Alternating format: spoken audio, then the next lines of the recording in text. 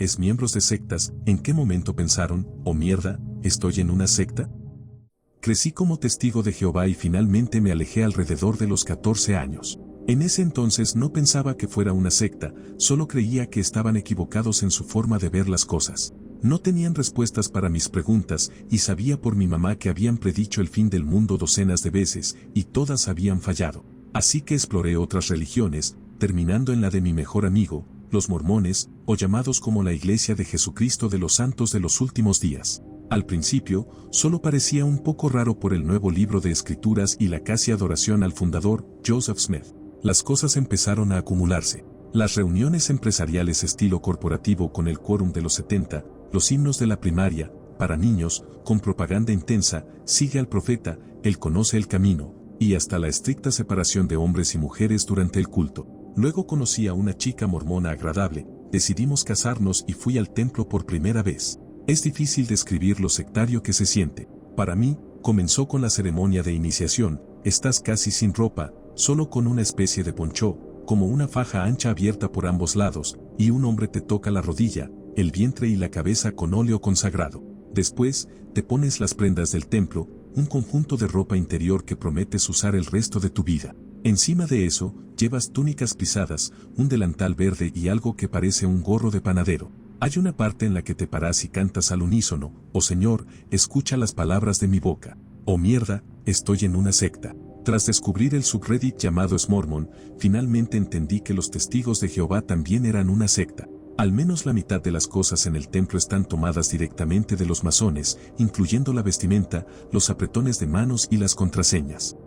Y necesitas conocer estos apretones de manos y señales para entrar al cielo. Obvio. Tuve un accidente cuando tenía 12 años que me lesionó la espalda. Sentarme me dolía. Logré convencer a mi madre de que me dejara caminar durante los servicios de varias horas en la biblioteca /diagonal cuarto de conferencias en el piso de abajo, donde había un altavoz que transmitía todo lo que pasaba en el púlpito. En esa biblioteca estaban todas las publicaciones originales de la secta de más de 80 años atrás. Nadie les prestaba atención, pero yo era un lector voraz. Descubrí que al principio creían en cosas totalmente ridículas que contradecían por completo las enseñanzas actuales, poderes de las pirámides, numerología, pura locura.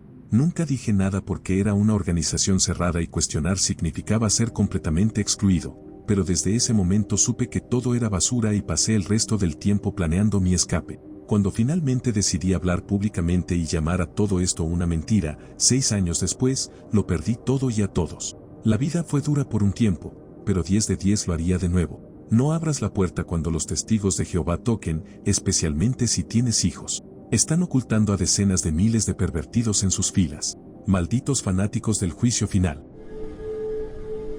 Lo mío no encaja con la definición típica de una secta, pero me di cuenta de que los testigos de Jehová eran bastante delirantes cuando tenía unos 12 o 13 años. Me tomó unos años más escapar, porque mi padre era anciano en la congregación y no tenía problema en usar la fuerza física para obligarme a ir a las reuniones y a predicar de puerta en puerta.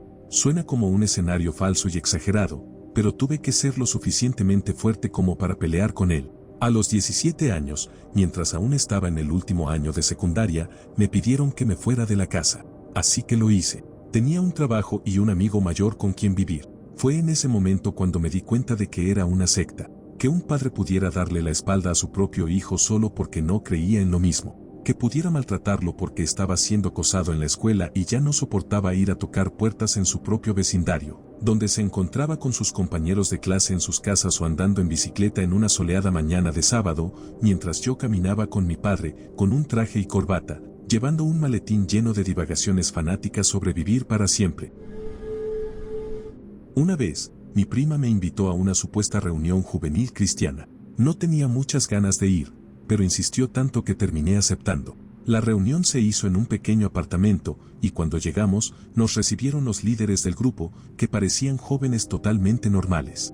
Luego llegaron los demás miembros y apagaron todas las luces del lugar. Me pareció extraño, pero no le di mucha importancia. Entonces empezó la música. Pusieron esas canciones de rock cristiano que suelen usar en grupos juveniles, pero lo raro fue que empezaron a bailar como locos, saltando por todas partes, agitando los brazos, y lo más extraño de todo, riendo sin control. De repente, Todos se tiraron al suelo al mismo tiempo, se arrodillaron y empezaron a llorar como si acabaran de presenciar el asesinato de su madre. Luego, sin ninguna transición, se levantaron y volvieron a bailar y reír como si nada hubiera pasado. En ese punto, ya estaba bastante asustado, pero esto solo era el comienzo. Comenzaron con un ritual extraño donde aseguraban que podían hacer cualquier milagro que uno necesitara, porque Cristo les daba ese poder. Un chico dijo que quería ser más alto, así que le pusieron las manos encima y comenzaron a murmurar oraciones durante un rato. Luego lo pusieron contra la pared y aseguraron que había crecido al menos 3 centímetros. Él les creyó por completo, como si fuera un hecho indiscutible.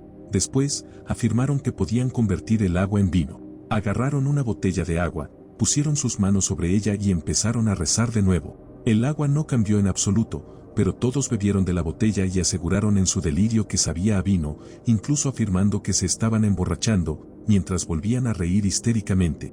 Finalmente, la reunión terminó y todos volvieron a actuar con total normalidad, como si nada de eso hubiera pasado. Me fui de ahí y cuando intentaron contactarme otra vez, simplemente los ignoré.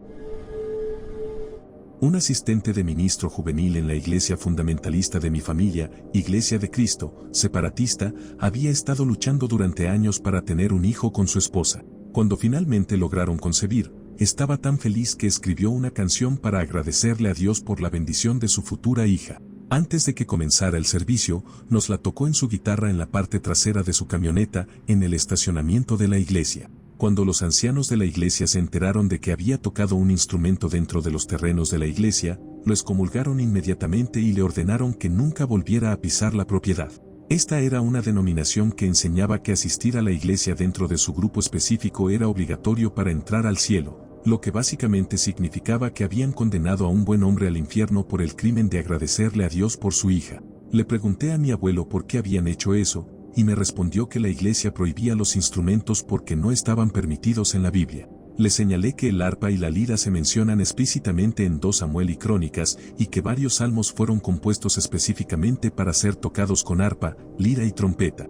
Me respondió que no había instrumentos en el Nuevo Testamento y que, como el Nuevo Testamento reemplaza al Antiguo, todo lo que no está explícitamente permitido en él está prohibido en la iglesia. Le respondí que, bajo esa lógica, tampoco deberíamos usar pantalones en la iglesia, ya que el Nuevo Testamento no menciona los pantalones en ninguna parte. Mi abuelo se enfureció y no me habló durante un tiempo. El siguiente domingo, dejé de asistir a la iglesia para siempre. Nací y crecí como testigo de Jehová. Una de las cosas principales que se espera de todos los miembros es que prediquen a las personas. Se supone que debes documentar el tiempo que dedicas a ello y entregarlo al final del mes. El promedio nacional era de unas 8 a 9 horas al mes, y la regla no escrita era que si alcanzabas el promedio nacional, estabas bien, nada especial, pero si hacías menos o tenías meses en los que no entregabas tiempo, te convertías en un caso de caridad. La única razón por la que la gente te invitaba a cosas y pasaba tiempo contigo era para animarte a hacer más. A los testigos de Jehová se les desalienta fuertemente de formar amistades fuera de la religión. Está absolutamente prohibido hablar con exmiembros. Ni siquiera se permite una palabra de saludo. Hay algunas excepciones, pero, en general, incluso los familiares deben rechazarse mutuamente si uno o más abandonan la verdad, como ellos la llaman. Estaba teniendo una crisis de fe porque Dios tenía cada vez menos sentido para mí, pero intentaba aferrarme al estilo de vida de los testigos porque era todo lo que había conocido y no quería perder a mis amigos. Finalmente me di cuenta de que las personas que te abandonan por lo que crees o no crees no son realmente tus amigos. Tienen tanto miedo de que sus miembros escuchen críticas sobre la religión que advierten a las personas que no consuman ningún medio sobre los testigos de Jehová que no provenga directamente de los líderes. Son tan inseguros en su fe que piensan que Satanás está ahí fuera engañando a la gente con hechos y argumentos lógicos. Al reflexionar sobre estas cosas, me di cuenta de que la explicación más simple era que este era simplemente un grupo de hombres intentando controlar a las personas. Si tienes la verdad, debería resistir el escrutinio. Hay muchas personas religiosas que escuchan y exploran críticas a sus creencias de manera regular, y no todas cambian de opinión cada vez que oyen una nueva crítica. Eso me hizo pensar, si esas otras personas pueden hacerlo, ¿de qué tienen tanto miedo los testigos de Jehová? El argumento que presentan de que Satanás nos está atacando específicamente y engañando a la gente nunca me convenció, porque es algo que diría una secta. Nunca volvería ahora. Tengo muchas amistades y relaciones que no están determinadas por cuántos libros y revistas distribuyo ni por cuántas horas reporto hacerlo. Soy testigo de Jehová. Nunca me importó mucho la religión, pero me di cuenta de que estaba en una secta de primera categoría cuando descubrí que la organización de la Guatechtober estaba encubriendo cientos de casos de abuso. Además, el sistema de expulsión es bastante sectario. El problema con los testigos es que les enseñan a no creer nada negativo que se publique sobre ellos en las noticias, y que todo lo que la organización dice es lo único que necesitan saber. Pero había visto la demanda de Montana en varios periódicos y sabía que esto era real. Hablé con el cuerpo de ancianos local sobre ello.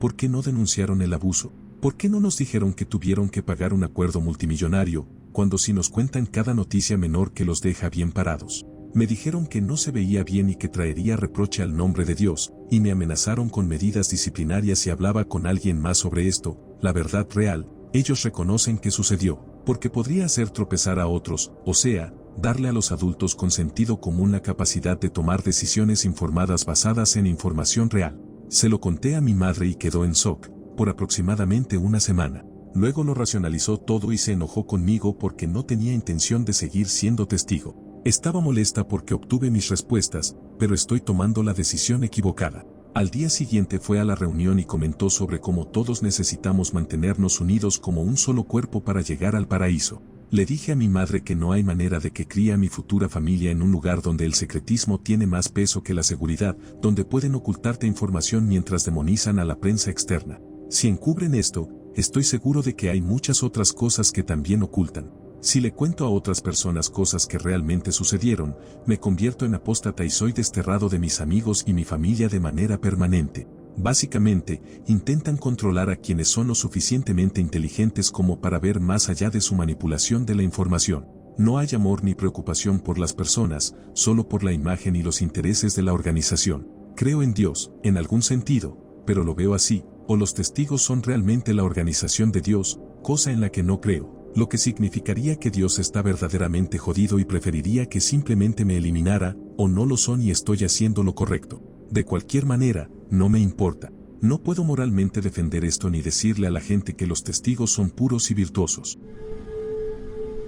Accidentalmente terminé en una secta religiosa. Veía cómo el pastor trataba a los que no eran miembros y a los que no cumplían con lo que él quería, y pensaba, espero que nunca actúe así conmigo. Insultaba a la gente, chismeaba, esperaba que nos quedáramos en su casa hasta altas horas de la noche, nos prohibía juntarnos con personas fuera de la iglesia e incluso me pidió que me mudara con él, a pesar de que yo ya tenía mi propia casa. Me di cuenta de que era una secta cuando les mencioné que iba a juntarme con un viejo amigo y se me quedaron viendo, preguntándome por qué hacía eso y diciéndome que ellos eran mis verdaderos amigos. Fui al servicio el siguiente domingo y en cuanto el pastor me vio, dijo, tenía preparado un mensaje para hoy, pero voy a predicar algo diferente. Toda la prédica fue prácticamente él hablando mal de mí y haciendo bromas crueles. Me di cuenta de que se refería a mí cuando seguía mencionando a la persona que estaba juntándose con otros fuera de la iglesia y diciendo que eso era pecaminoso y mundano.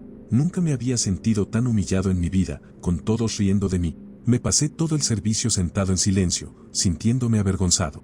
Cuando me fui, varios miembros intentaron contactarme. Algunos hasta intentaron hacerme invitaciones extrañas al cine a medianoche, cuando sabían perfectamente que el cine más cercano estaba a 1 hora de distancia y que ningún cine proyectaba películas a esa hora. Después de que dejé de asistir a esa iglesia, varios dejaron de hablarme por completo, a pesar de que supuestamente éramos amigos. Todavía no puedo creer que me haya pasado algo así.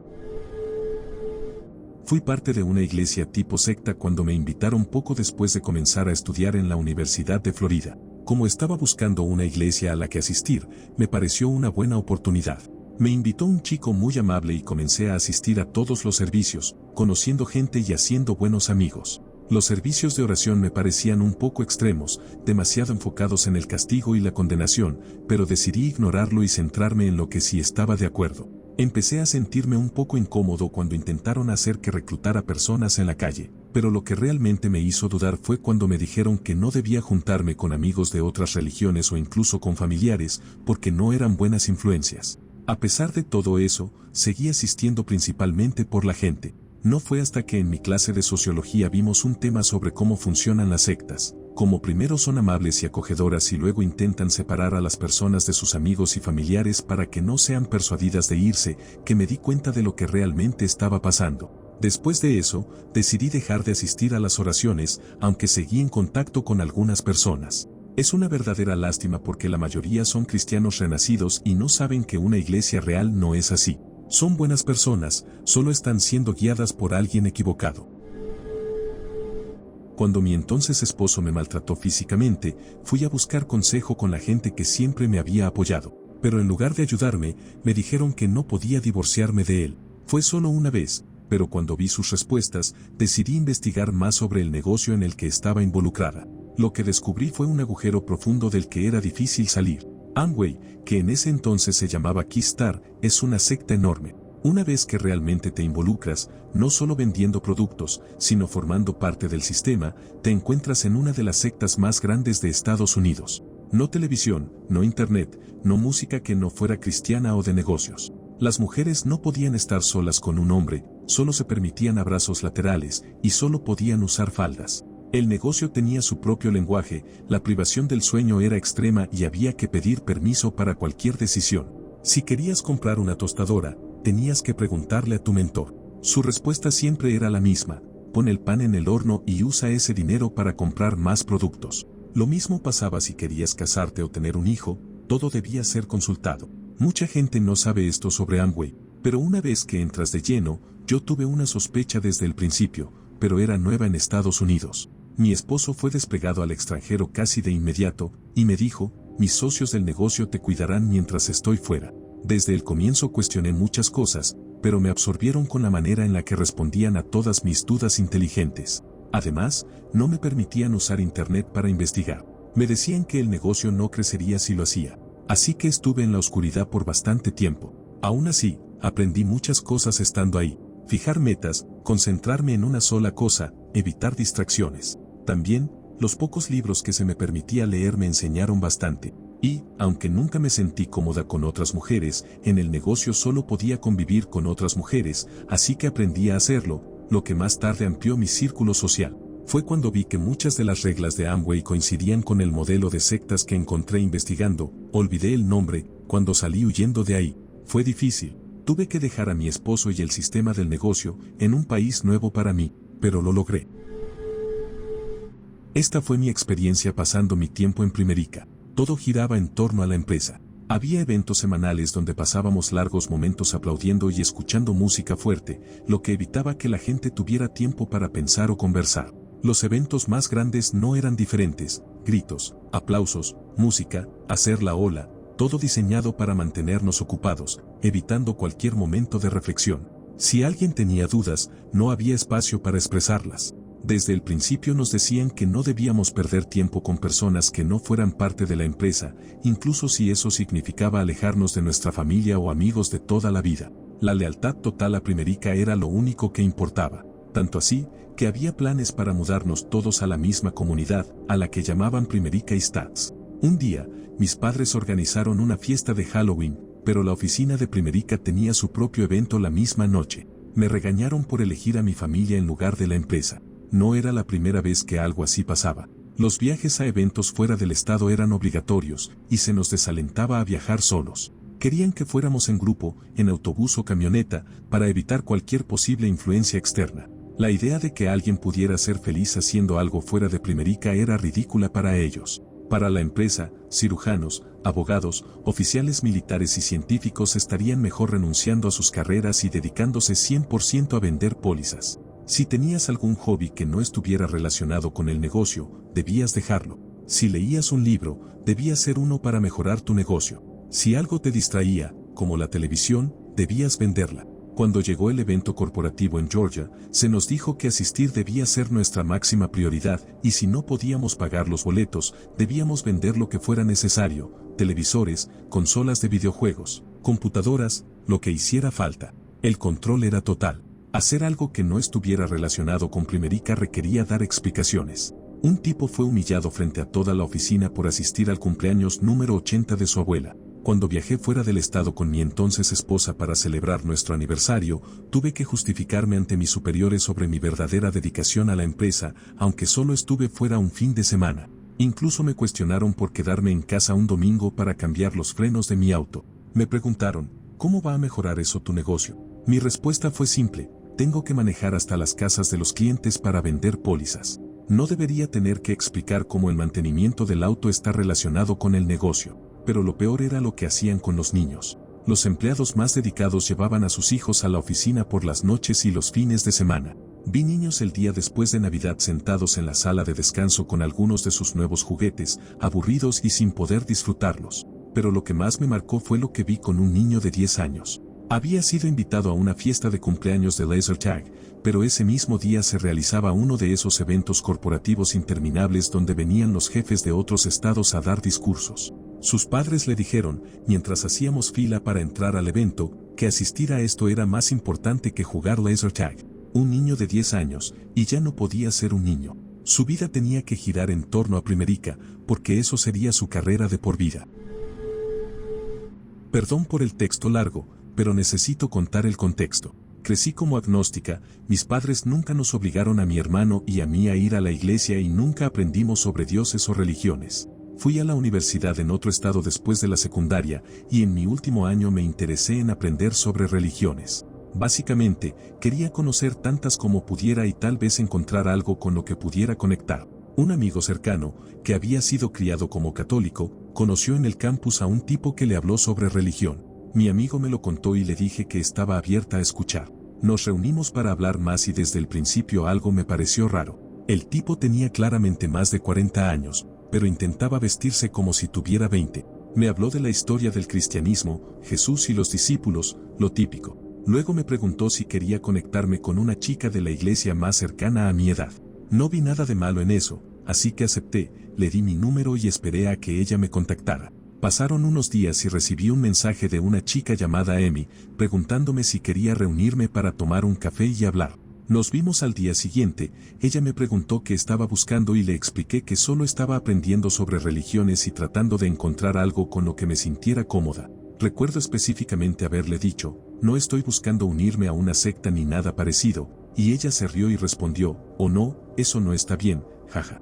Seguimos hablando y Emi me contó su testimonio sobre cómo había luchado con su relación con Dios en la adolescencia, hasta que encontró esta iglesia en la universidad y se sintió como en casa. Me pareció una historia sincera y conmovedora. Luego me preguntó si quería unirme a estudios bíblicos semanales. Asumí que serían en grupo en la iglesia, así que acepté sin problema. Resultó que los estudios eran solo entre ella y yo, en cualquier rincón del campus donde encontráramos espacio. Traía consigo paquetes de estudio, parecían exámenes. Cada paquete tenía espacios para llenar los versículos que faltaban, lugares para escribir interpretaciones de los textos bíblicos y fragmentos de lectura con demandas muy específicas sobre lo que debíamos creer y cómo debíamos comportarnos. Me pareció extraño, pero seguía en la mentalidad de que solo estaba aprendiendo. A medida que avanzaban los estudios bíblicos, Emi comenzó a hacer preguntas cada vez más personales. En ese momento tenía novio, y ella me preguntó sobre nuestra vida íntima. Luego me animó a terminar con él, ya que no era parte de la iglesia y estábamos pecando. También me contó que tanto ella como su novio, quien estaba en la iglesia, recibieron mensajes de Dios de que debían estar juntos. Luego fueron con el pastor y él les permitió salir. Eso ya fue una gran señal de advertencia. Me invitó a una reunión de oración y pensé, tal vez solo ella es rarita, pero el resto de la gente está bien, así que iré. Me ofreció llevarme y, al llegar, descubrí que el servicio era en el salón de eventos de un hotel. Ni siquiera tenían un edificio propio. Otra mala señal.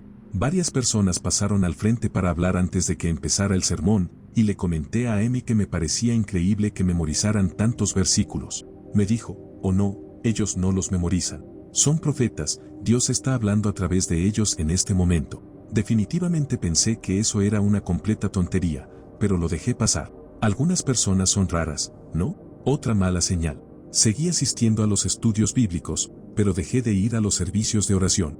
Un día, me invitó a una reunión para nuevos miembros de la iglesia. Ese fin de semana fuimos a una casa. Pregunté quién vivía allí y ella me respondió, nadie, la casa es del pastor y la usamos para eventos de la iglesia. Estábamos socializando y, de repente, apagaron todas las luces. Un tipo sacó una guitarra y empezó a tocar, y todos comenzaron a cantar y a murmurar cosas. De pronto, alguien me agarró de los hombros y me empujó hacia una fila de otras personas. Le pregunté a la persona que estaba junto a mí qué estaban diciendo, y me respondió que estaban hablando en lenguas. En ese momento supe que estaba en una secta de locos. El pastor, su esposa y otros miembros empezaron a poner las manos en nuestros hombros y cabezas, y el pastor nos daba mensajes personales de Dios mientras el resto seguía cantando y murmurando. Me fui antes de que terminara todo porque tenía que trabajar. Bloqueé el número de EMI y nunca volví. Lo curioso es que, unos días después, busqué el nombre de la iglesia en Google y encontré un grupo de apoyo para personas que habían salido de ahí.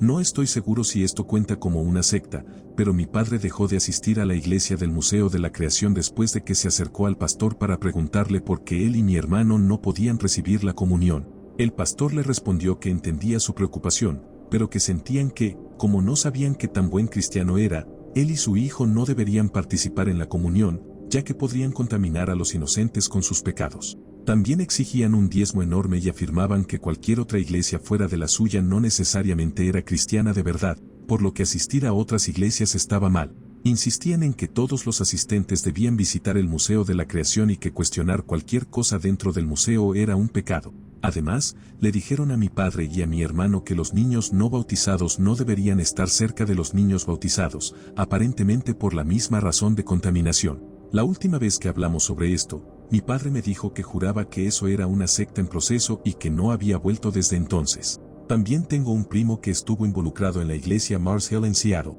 Estuvo en una relación con una chica por más de 2 años, con planes de casarse. En algún momento decidieron acostarse juntos, lo cual es gravemente condenado en Mars Hill. Después del hecho, la chica fue con el pastor y le confesó que habían tenido relaciones fuera del matrimonio. Lo que siguió fue una humillación pública. El pastor obligó a mi primo a pararse frente a toda la congregación, lo avergonzó y le dijo que se iría al infierno. A la chica se le prohibió volver a estar en la misma habitación que mi primo y, desde entonces, se ha negado a hablar con él. Cuando mi primo intentó defenderse, la iglesia comenzó a acosarlo tanto en público como en privado. Incluso lo hostigaban en cafeterías y supermercados. Años después, Marcel le hizo una disculpa pública, pero para entonces mi primo ya había dejado el país. Ahora vive en Australia, es un fuerte ateo y está saliendo con una chica que nadie en nuestra familia soporta. En ese momento, él vivía con mis tíos en Seattle, quienes son figuras prominentes en la ciudad. Mi tía es budista, pero mi tío ocasionalmente asistía a Mars Hill. Intentaron que el pastor se disculpara de verdad, pero él se negó, diciendo que ya no importaba porque mi primo había tomado su decisión. Un par de años después, el pastor y su esposa hicieron un sleep-in, que consistía en pasar todo un día en la cama en el techo de la iglesia para mostrar cómo debería verse una pareja realmente amorosa. Mis tíos estaban furiosos. Juro que Mars Hill es una secta y que ese pastor es la peor persona de Seattle. Estoy seguro de que Dios lo desaprueba completamente. Una amiga mía estuvo en una secta. Endosaba cada cheque de pago a la iglesia, y a cambio, le cubrían los gastos básicos del apartamento que compartía con 3 miembros más de la secta. No tenía permitido ahorrar dinero en un fondo de jubilación ni en ninguna cuenta personal. Cada centavo que ganaba iba directamente al líder de la iglesia. Además, dirigía el programa de música de la iglesia. Un día, se fracturó un diente y su seguro solo cubría parte del costo de una corona nueva. Después del trabajo, fue a la casa del pastor para pedirle el dinero necesario para completar el pago. Su respuesta fue que el mecánico de la iglesia podía extraerle el diente y luego tapar la herida con gasa. Durante la reunión, su mirada se fijó en el Rolex del pastor, un reloj que nunca antes había visto. Miró a su alrededor y se dio cuenta de que, aunque en la superficie su vida parecía la misma, en realidad no vivía bajo el mismo nivel de austeridad que el líder. Cuanto más tiempo pasaba allí sentada, más claro se le hacía que había cometido un gran error. Trabajaba para un miembro de la iglesia, por lo que cuando dejó la secta, también fue despedida. A los 45 años, se encontró sin nada. Incluso el auto que manejaba pertenecía a la iglesia, así que tuvo que literalmente alejarse de todo y de todos. Fue a una estación de policía a pedir ayuda y la enviaron a un refugio para personas sin hogar. Un año después, el pastor fue acusado de fraude. Había asegurado que estaba ahorrando el dinero de los miembros para su jubilación, pero en realidad había enviado la mayor parte al extranjero. Terminó en prisión, pero el dinero nunca fue recuperado. Todos los demás miembros de la iglesia quedaron en la misma situación que mi amiga. Ella acogió a algunos de ellos para ayudarlos a transicionar a una vida normal, pero la mayoría no aceptaba que habían estado en una secta. Finalmente, se mudaron al mismo vecindario y recibieron al pastor con los brazos abiertos cuando salió de prisión. Honestamente, creo que la siguiente iglesia a la que se unió mi amiga también era una secta. Controlaban cómo debía vestirse y con quién podía socializar, aunque al menos le dejaban quedarse con su sueldo. Finalmente, los dejó un par de años después. Ahora dirige su propia iglesia y, sinceramente, parece que está construyéndola como una secta a su alrededor. Es muy extraño. No fue un solo momento. Cuando estás inmerso en algo durante tanto tiempo, el grupo se convierte en tu marco de referencia para lo normal y el resto del mundo parece extraño. Ves los problemas del mundo y los atribuyes a que los demás se niegan a vivir como tú, porque tiene sentido para ti que no enfocarse únicamente en los bienes materiales eliminaría la raíz de la codicia y, con ello, muchos problemas. Dicho esto, algunos momentos individuales se van acumulando. Pasé una tarde con uno de mis mejores amigos de toda la vida por primera vez en años, alguien que conocía desde la primaria, 8 a 10 años, yo tenía unos 22 en ese momento, pero con quien no había podido reunirme en persona durante mucho tiempo. Cenamos, fuimos al cine y simplemente nos pusimos al día. Recuerdo irme con dos pensamientos: uno, no me había reído tanto, ni me había sentido tan relajado y feliz en años. 2, probablemente tendré que enterrarlos cuando llegue el Armagedón. El segundo pensamiento me golpeó cuando ya estaba de camino a casa. Tuve que detenerme a un lado de la carretera hasta que terminé de tener arcadas secas. Hasta ese momento, sabía que ellos no estaban realmente interesados en la religión, así que no insistí en el tema. Después de eso, decidí no hablarles más al respecto. Pensé que si no lo hacía, tendrían más posibilidades de morir en la ignorancia y así estar en la fila para entrar al paraíso.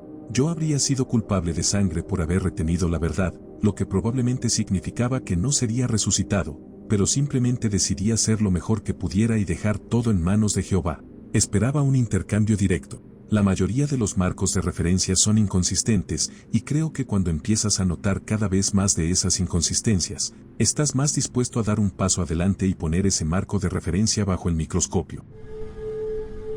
Mi padre se unió a los adventistas. Obligó a mi madre y a mi hermana a bautizarse en esta iglesia. Los adventistas creen que el sábado es el séptimo día, y no trabajan en absoluto ese día. Aunque yo me negué a unirme a esta secta, no podía hacer nada los sábados. En verano, todos iban a la playa y yo tenía que quedarme en el patio todo el día mientras los demás disfrutaban. Si alguien quería hacer algo el sábado, él golpeaba a mi mamá, a mi hermana o a mí. Mi mamá consiguió un trabajo, ganaba solo 100 euros al mes. Pero todos los miembros de la secta tenían que donar el 10% de su salario. Es decir que ella tenía que dar 10 euros cada mes. Además, vendían libros religiosos y ella tenía que comprarlos. Así que nos quedábamos con menos de 90 euros al mes. El sacerdote venía a nuestra casa a almorzar todos los sábados. A veces traía a otros miembros de la secta o a otros sacerdotes, y nosotros apenas sobrevivíamos. Todos se tomaban de las manos, rezaban a Dios, leían la Biblia y trataban de descifrar qué quería decir Dios. También querían que fuera al hospital para hacerme la circuncisión. Por supuesto, nunca lo hice. Mis partes íntimas están bien. También querían controlar nuestras vidas. Nos mostraban videos en cintas VHS de que todos los músicos de rock eran satanistas. Entonces yo ponía álbumes de Nirvana, Metallica y otros músicos en la mesa cuando sabía que vendrían a mi casa. También le dijeron a mi hermana que no debería tener amigos que no fueran adventistas. Siempre fingí ser ateo solo para irritarlos, aunque sí creo en Dios. Crecí en los desiertos árticos de Rusia junto a otros 100 niños y unos pocos adultos. Nunca me cuestioné cómo llegué allí o si fui adoptado. Antes de escapar mientras estaba en Moscú, ni siquiera sabía qué era adoptar a un niño o qué era el amor, pero volveré a eso más tarde. Me enseñaron a trabajar para poder orar. Cuando tenía 12 años, pasaba días enteros paleando nieve solo para tener la oportunidad de orarle a Dios. Nadie cuestionaba a los adultos. Si lo hacías, te dejaban afuera hasta que perecieras congelado. Las cosas que me hicieron hacer me perseguirán para siempre, pero volvamos a cómo escapé. Cuando éramos mayores, teníamos la oportunidad de ir con los adultos a traer suministros. La primera vez que vi una ciudad a través del invierno ruso, me quedé sin aliento. En ese momento decidí que mi objetivo en la vida sería escapar de la vieja casa en la que vivíamos. Tuve mi primera oportunidad cuando los adultos dormían.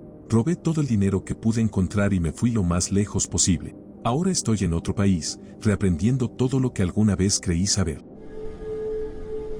Era joven en ese momento, así que no me di cuenta hasta que mi familia ya se había retirado. Mirando hacia atrás, la forma en que la comunidad prácticamente adoraba al líder, aferrándose a cada una de sus palabras, Ya fuera sobre cómo debían nombrar a su bebé o qué películas eran malignas y traerían al diablo a sus vidas, debería haber sido una gran señal de advertencia. Pero la señal de advertencia más grande, la que no puedo creer que no haya visto en ese momento, fue cuando el líder decidió que uno de los niños de la comunidad estaba poseído y necesitaba un exorcismo. Ese niño era yo.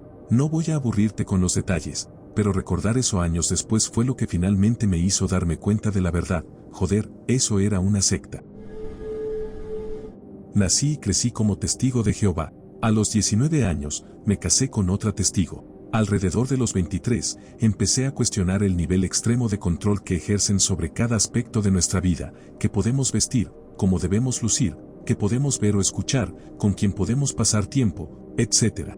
Las cosas empezaron a desmoronarse cuando mi disonancia cognitiva chocó con la realidad.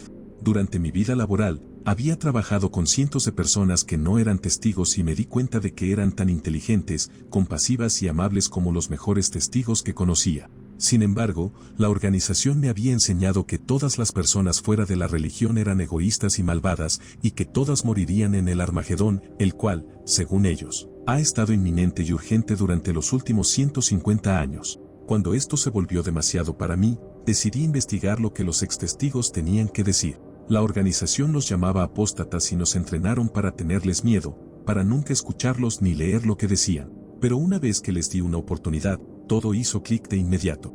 Me di cuenta de que los líderes nos prohibían escuchar a los apóstatas porque sabían que tenían razón en todo lo que decían. A mi esposa no le gustó nada la idea al principio, pero logré convencerla de que la verdad debe sostenerse por sí misma y que ella tenía derecho a examinar todas las pruebas y decidir por sí misma que era cierto. Llevamos 1 año y medio fuera de la religión, hemos hecho nuevos amigos, estamos disfrutando nuestra vida como nunca antes y esta semana estamos comprando nuestra primera casa. Me dijeron que dedicaba demasiado tiempo a estudiar en lugar de orar, predicar, asistir a reuniones o pasar tiempo en familia. Incluso les expliqué que estudio porque quiero contribuir algún día a aliviar la pobreza en mi país. Un día, me confrontaron. Me dijeron que para mí, estudiar era más importante que Dios, que sería mejor asegurarme un lugar en el cielo, y que lo único que podía hacer por los pobres era orar para que Dios los ayudara. Me sentí insultado, porque parecía que su vida privilegiada lo cegaba ante la humillación que implica no tener que comer. Sé cuántas generaciones han pasado rezando para que la pobreza en mi país termine, y aún sigue ahí. Después de esa conversación, sentí una repulsión indescriptible por lo que acababa de escuchar. Fue en ese momento cuando decidí que debía salir de ahí. No soy lo suficientemente valiente para una confrontación directa, así que escribí una carta explicando mi salida y se las entregué en lugar de decírselo en persona.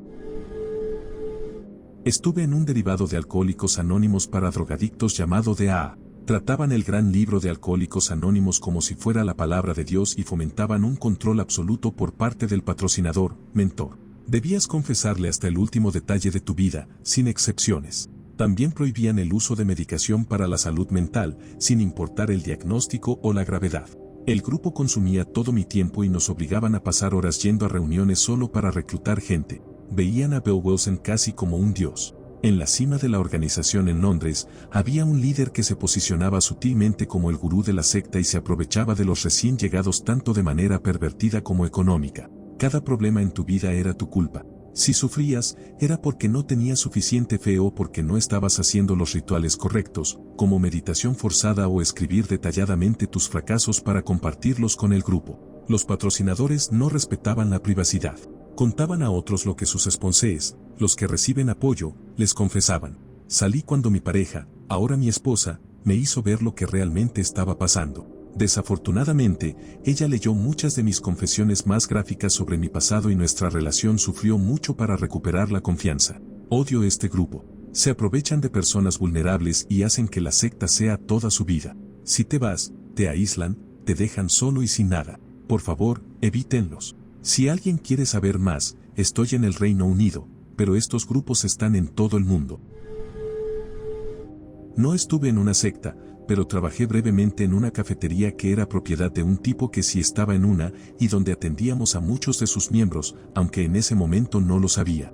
Me di cuenta de que algo andaba mal cuando empecé a llegar a casa llorando y agotada todos los días, a pesar de que debería haber amado el trabajo. Llevaba años en la industria del café antes de pasarme a la coctelería y la gestión, así que esto no tenía sentido. El dueño me humillaba constantemente y me comparaba con otra empleada, quien casualmente era la hija de otro miembro de la secta y, por supuesto, era la empleada perfecta en todo momento. Un día, nos hicieron firmar unos acuerdos de honestidad emocional en el trabajo.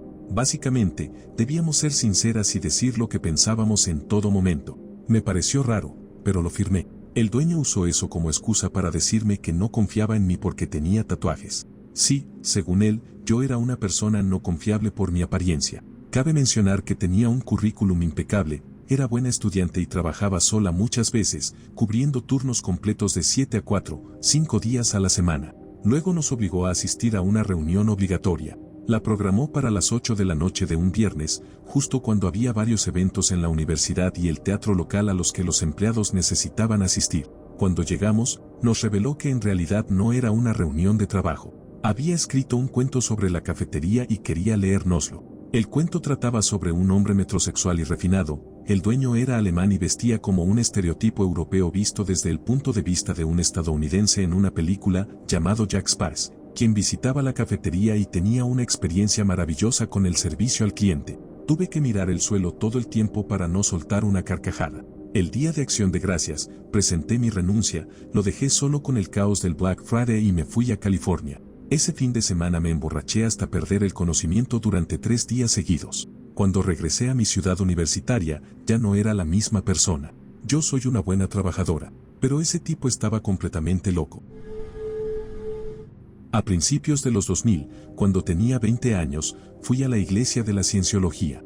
Mi padre era pastor evangélico y yo estaba totalmente desencantado con el cristianismo, lo sigo estando, incluso más ahora. Había escuchado que la cienciología era algo loco, pero en ese momento no se sabía tanto como ahora sobre sus creencias reales. Cuando fui por primera vez, me gustó la idea de que la presentaran como tecnología y no como religión. Te introducen poco a poco, y no comienzas con la auditoría de inmediato, a menos que tengas mucho dinero. También terminé trabajando allí para pagar mis clases, ya que era un estudiante universitario sin dinero. En realidad, me caía bien la gente y me la pasaba bien en general. Después de un par de meses asistiendo varios días a la semana, tomando clases y trabajando, pasé las clases introductorias. Fue entonces cuando la idea del culto empezó a mostrarse. Recuerdo discutir con ellos sobre cómo debía seguir al pie de la letra lo que decía Hubbard, el fundador. Soy alguien que piensa por sí mismo, así que eso no me cayó bien.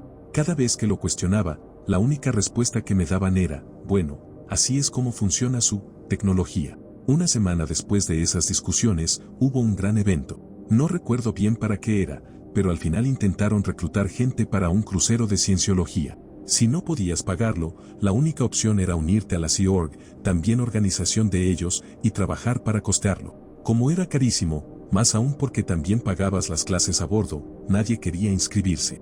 Pero ellos tenían una cuota que cumplir y no nos dejaban salir hasta que la alcanzaran. Así que presionaban a la gente, uno por uno, hasta que alguien cedía y se inscribía. Luego iban tras la siguiente persona. Llegaron las 10 de la noche y yo tenía que estar en mi verdadero trabajo a las 7 de la mañana, así que pedí salir. Me dijeron que no, que debía esperar hasta que terminaran de inscribir gente. Cada vez se hacía más tarde y seguían diciéndome que no podía irme. Finalmente, después de otros 45 minutos, intenté salir por mi cuenta. Me bloquearon físicamente la salida. Y durante todo ese tiempo, me habían estado insistiendo en que abandonara la universidad para dedicarme completamente a la cienciología. El programa en el que estaba tenía una lista de espera de 2 años, así que si salía, me tomaría muchísimo tiempo volver a entrar. Para cuando finalmente nos dejaron ir, odiaba a cada persona en ese lugar. La gente con la que me estaba empezando a llevar bien eran los mismos que me pedían que dejara mis estudios. Nunca regresé. Empezaron a llamarme sin parar, rogándome que fuera a hablar con ellos. Finalmente, hablé con quien había sido mi persona favorita ahí y le expliqué lo molesto que estaba porque intentaron hacerme abandonar la universidad.